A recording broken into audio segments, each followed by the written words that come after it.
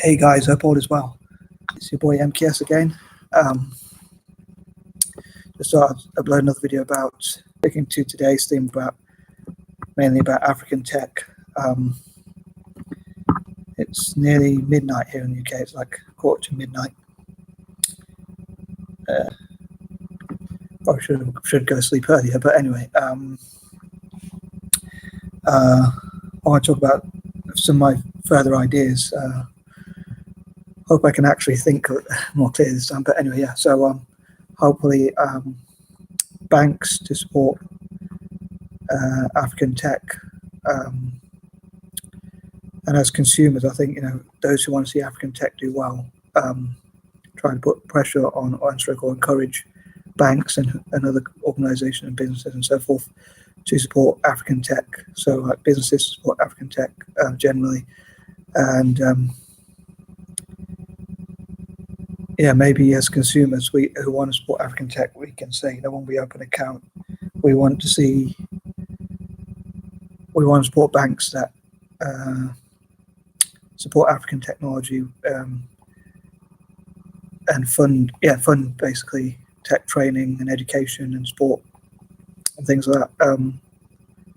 As ever, I'd love to hear what you think about that idea. Like, do you think I'm being naive, or it's a bad idea, or it's a good idea, or it's an interesting idea, or it gives you a unique perspective? Because sometimes I think when you share an idea, like people say, let's say Google, when I share a lot of information on Facebook or whatever from Google, and people say, if I wanted to find out, I would have been able to do that myself. But I think maybe people wouldn't have thought of that idea themselves, like about researching about dyslexic entrepreneurs, or things like that, for instance. And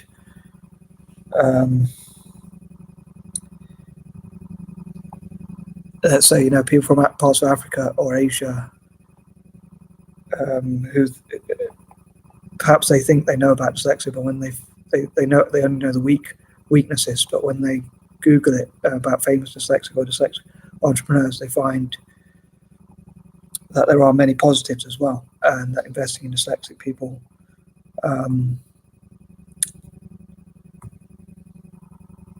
could actually be a great benefit for the economy. And we will sometimes think of out of the box thinking, but we need to be encouraged. But when we're put down, we can't always do as well. But anyway, so I've gone back to dyslexia again when I wanted to talk about African tech. So apologize for going off topic. But yeah, so my point is that people might say, well, I would have thought of that idea myself, but maybe it's giving other people. So I hope this makes sense. But when I'm on Facebook, sometimes, like my friend was saying, that other people could have found this information themselves, like when I was talking, as I say, about dyslexia or whatever, or even just generally sharing stuff like motivational videos. But someone might say, yeah, that's an interesting idea, or I never thought about looking for that, or I never thought that if I Googled African tech, something would come up. Or some people probably don't think that Africa has much of a tech scene, but when you Google it or you go onto YouTube, you'll find many videos, which maybe one day I should share the links of those videos. But yeah, even if you type in yourself on that note, like YouTube, you type in African tech, you will find there are many YouTube videos about information about tech in Africa and education and so forth, and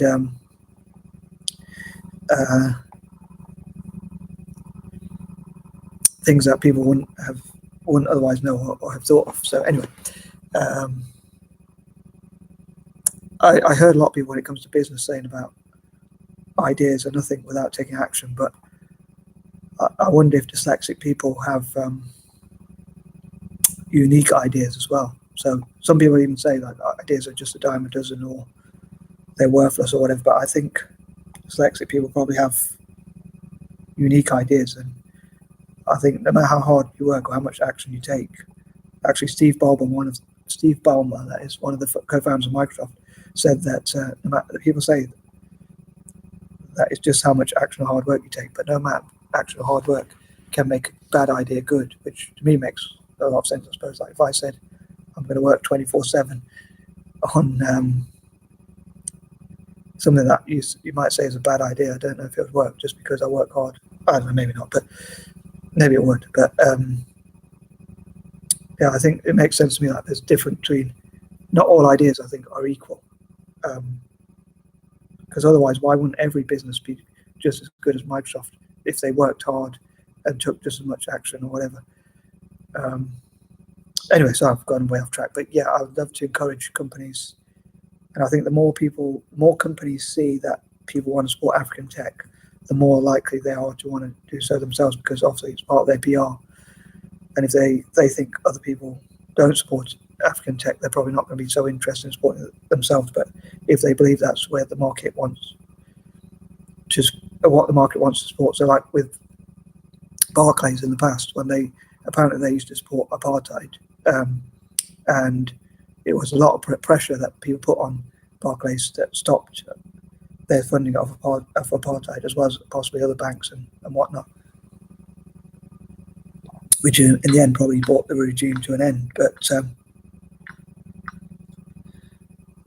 now I suppose again, like if enough pressure was put onto Barclays, possibly to even make up for the past and show that they are no longer supporters of, or that they want to make up for the history of supporting apartheid, they can now support South Africa.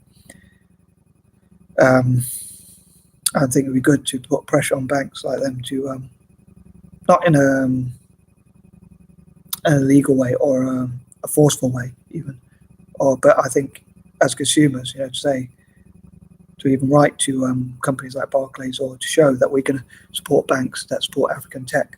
I think that this could make the banks want to support African tech because, as I say, it's part of their PR. And as I say, I think if enough people come together to support African tech, then I think that the companies will have an incentive to do so, and we can work together just as people worked together in the past to end apartheid or to fight fascism, or, well, apartheid you can say is fascism, I suppose, in a way, or a type of fascism or nationalism or whatever. But just as people in the past came to fight these sorts of things, I think now to make up for some of those things that were done, like say apartheid for South Africa, to make up for that past, as I say, Barclays apparently supported apartheid, so I think it would be good to see Barclays now making up for that history by supporting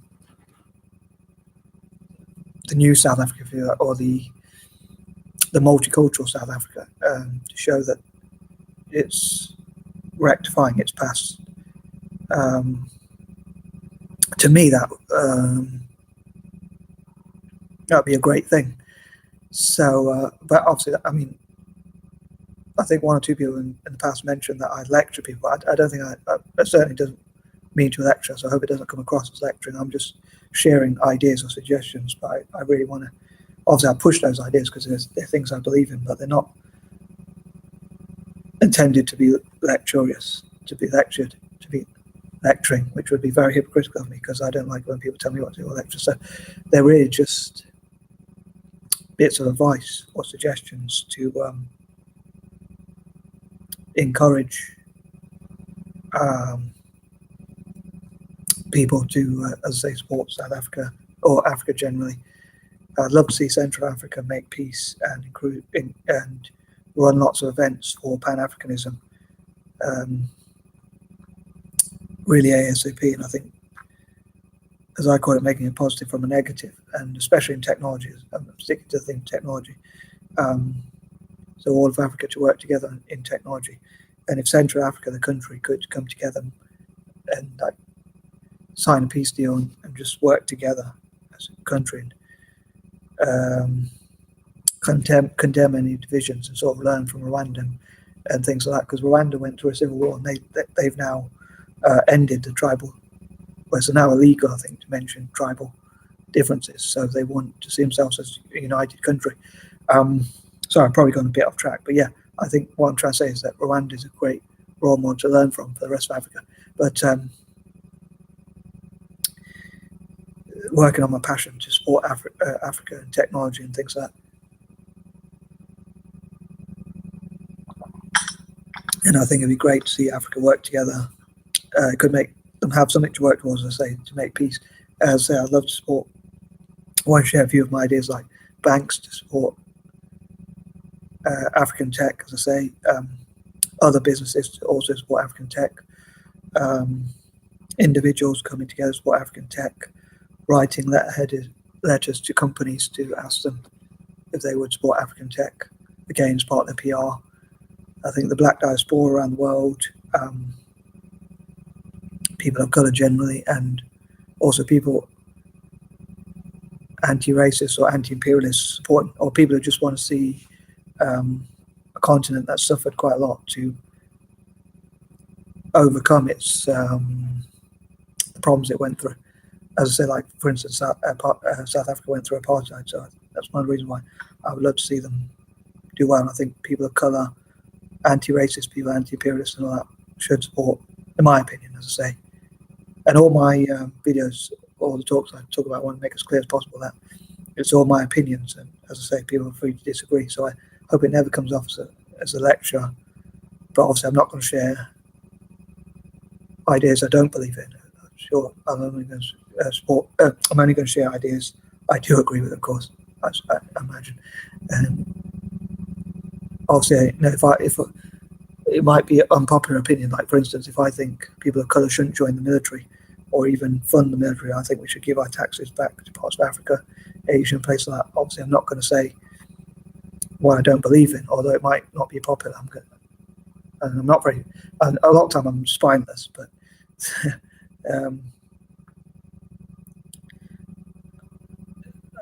Probably a bit more vocal on YouTube than I would be usually, but obviously you can see my face and all that. But though I'm spineless, I want to use my free speech to say what I do actually agree with or believe in. So anyway, sorry, I've gone way off track. But yeah, so the point of this video is to say about banks to support African technology, as I say, also to all other possible organisations support African technology and individuals. And I want to bring as many groups together who will support African technology as possible.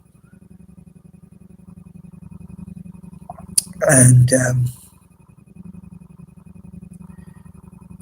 I have like a 5 to 10 year plan, perhaps, maybe not very stringent plan, maybe not the most professional plan, but I say 5 to 10 years really because I imagine you can't really say by 2020. Unfortunately, I don't think you can say by 2020 Africa is going to become the leader in technology, because obviously it's probably, although I think you'd be surprised how all the negative stories you hear about Africa generally, I think people will be surprised at how much progress and how many good things are happening in Africa in terms of technology and things like that. So I think that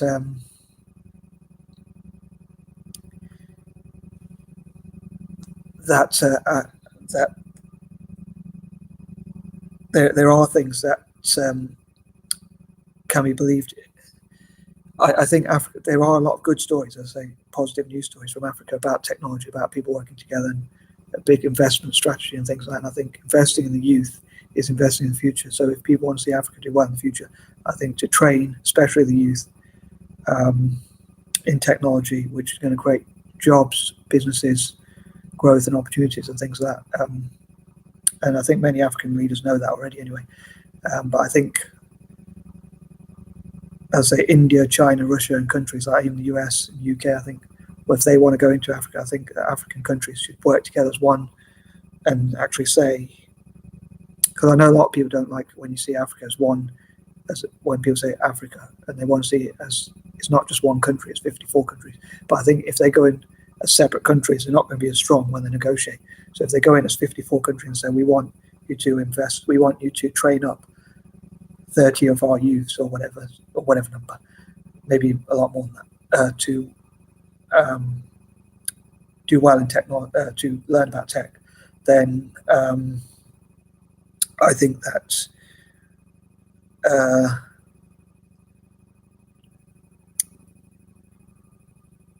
they're going to be stronger together, and those conditions can be they can negotiate from a position of power where they can also ask for what they want as well. Say, if you want access to our resources, and especially the fact that so many countries want to go into Africa now, it should create a good bartering position for African countries to actually think about what they want and plan it out and say what they want from those countries. As I say, whether that be the US, UK, Germany, France, or any of the European countries or Asian countries. For me personally, I think Asian and African countries should work together more because they have a shared history of being colonized and controlled. Therefore, colonization, part of colonization is to control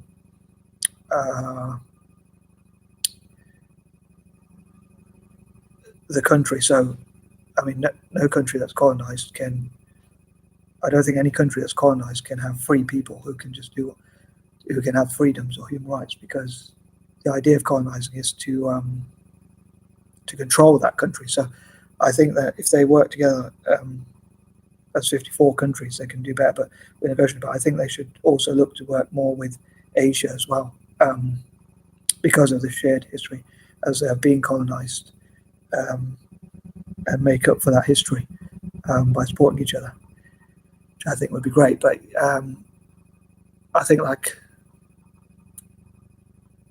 should be careful what I say perhaps, but as ever, but with China, they want to, some people are saying they're putting African countries into debt.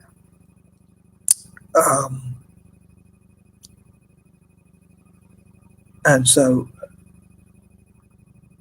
though I think Asian and African countries should work together, I think the Chinese should also be encouraged to help Africa because of the shared history, as I say, of being colonized. And I don't think they should see Africa as a continent that they should put into debt. So I don't want to bash the Chinese, but I think that, as I say, being careful what I say,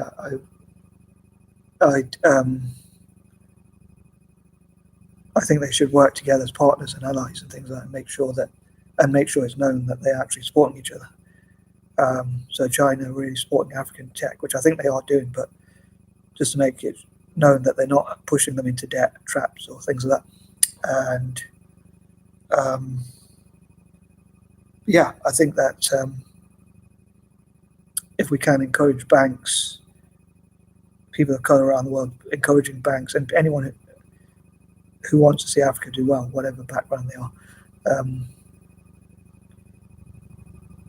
I think people who are black or part black should have an extra incentive to see Africa do well, because I think that when people bash Africa, it's also those same people will probably be against black people who live in Western countries, like Britain or America. So yeah, I do think that the black community around the world should, and even part black people, mixed race people, my mixed race brothers and sisters, should, in my opinion, as I say, going back to saying it's my personal opinion,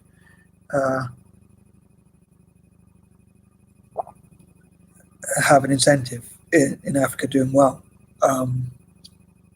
and showing, as I say, that Africans can work together and make things happen and are not lazy or things like that. One of my incentives is that, I know I'm sure I've mentioned this in one or two of my videos, but like the far right, white supremacists, or far right as I would call them, or neo-Nazis, fascists, or whatever, who hate people of color, they say things about mixed race people as well. So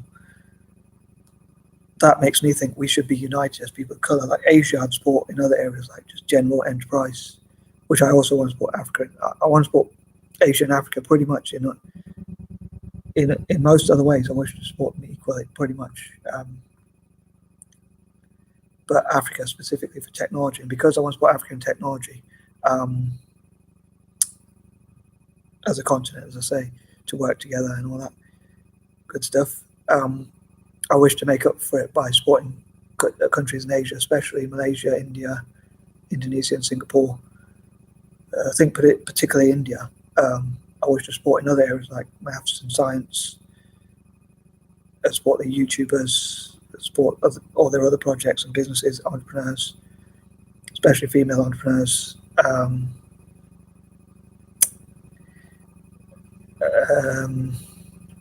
But yeah, so hope that I wasn't waffling too much. Hope I made some sort of sense with my hope my incoherent waffle made some sort of sense, and someone who watched this video gets something out of it, or some sort of ideas or inspiration. I really appreciate any support you can give me, that any shares, likes, subscriptions if you're not subscribed or whatever. And I'm conscious I've just waffled for over 20 minutes, but as I say, I hope people understand why I make lists, like why I make videos with lists, so I can organize my thoughts. But something a bit different for this video, so I'd like to try and do more stories as well. Anyway, if you made it, if you actually watched me for nearly 21 minutes waffling on or whatever, or probably going to be over 21 minutes, I really appreciate it. Thanks, guys.